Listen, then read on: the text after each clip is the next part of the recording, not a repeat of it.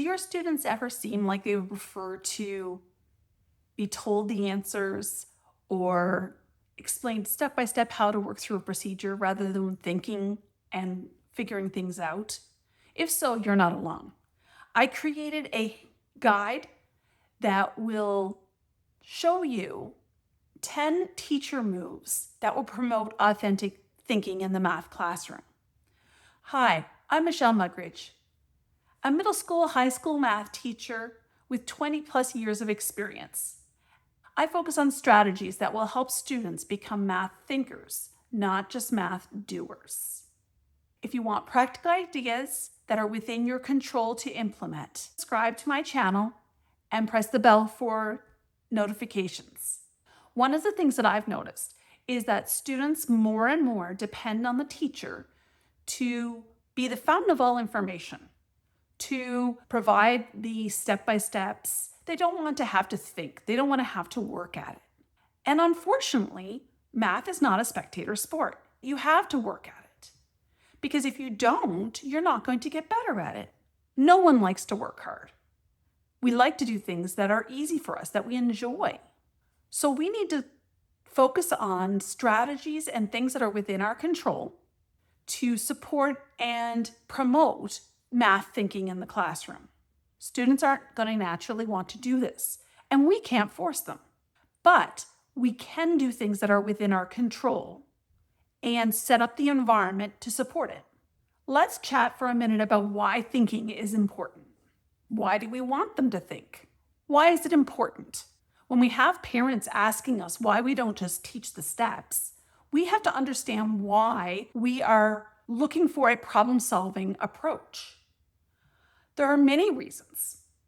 Some of the ones that I mention most frequently, both to students and to parents, is that we want problem solvers. We want critical thinkers. We want human beings that persevere. We want kids to understand materials in a way that they don't have to memorize.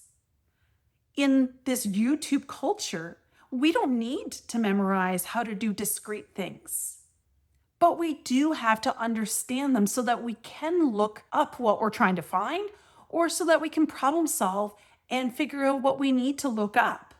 Thinking helps students to be able to transfer what we do in school with real life. It's the bridge between schooling and adulthood. It's when students say, where are we ever going to use this in real life? And we say, you might not use this particular concept, but you definitely will use problem solving. You definitely will need critical thinking and hard work, perseverance, resiliency, and all of those soft skills that are so important. So what does authentic thinking look like in the classroom? There are a few things that I look for. I look for students talking about math with other students. I look for students asking questions that show that they have been thinking about it.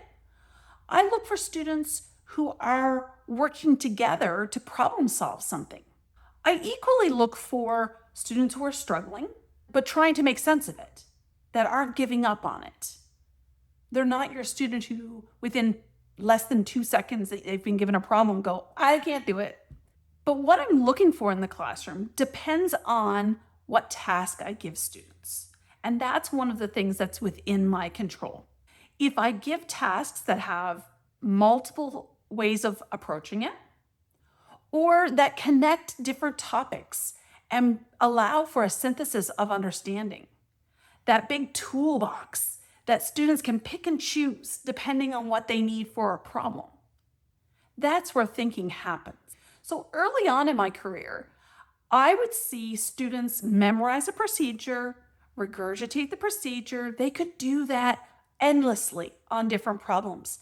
But the minute I put in a fraction, or the minute I put it in a different context, or the minute I changed anything, they were flabbergasted. They didn't know what to do with it. And I started figuring out what I needed to do to be able to make it less memorization focused and more thinking focused. I don't want to have math doers. I want to build math thinkers. One of the things I did to promote thinking was to implement building thinking classrooms. And you'll notice a connecting throughout all of my videos that touch on things that are within building thinking classrooms. But it goes beyond there too. It's about how to be able to implement things in a way that fits within your board or district requirements, but is within your control and isn't too time intensive. Let's face it, we have no time. And we have a ton of requirements that are expected of us. So we need to be able to control and moderate student thinking in the classroom. So one of the things I like to do with teachers is to be able to say, there are things that are outside your control. You don't get to control whether a student participates. You can encourage, you can develop the environment, you can change the task up to be more contextually interesting to them. You can do a bunch of things, but you can't control whether they buy in. So that's outside of your control. Let that go. But do what is in your control. You get to choose tasks. You get to set up the classroom environment. So I'm going to provide a few practical mindset shifts that will help you on the road to promoting student thinking. Number one, stop helping as much. We are our own worst enemies. A student is struggling, we immediately jump in.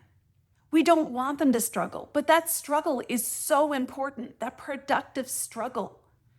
And we need to let students engage with the material, develop strategies to approach things that they don't know how to do immediately. That's what a thinking task provides. So one of the things that I do as a teacher is once my classroom environment is set up, I will give a thinking task to my students and I will get them to work in groups, usually of 2 to 3 students. I will tell them up front that I am not going to engage for 5 whole minutes. And I tell them it's not that I'm unwilling to help, but part of my job as a teacher is making sure that they can engage with material, that they have some strategies. And unless I force them to do that, they just won't. So I tell them 5 minutes and I put a timer on so that they know I'm serious. And it is amazing to hear the conversations that happen. Suddenly, someone goes, "What about this?" Someone else draws a diagram. Someone else looks over and sees what another group is doing. That knowledge mobility, which I am totally fine with. It's not an assessment. It's about exploring thinking strategies. So one of the things that I promote is to help less. Number 2, and this is related to the first one, but it's a little different. Don't give the answer so quickly. Give some think time.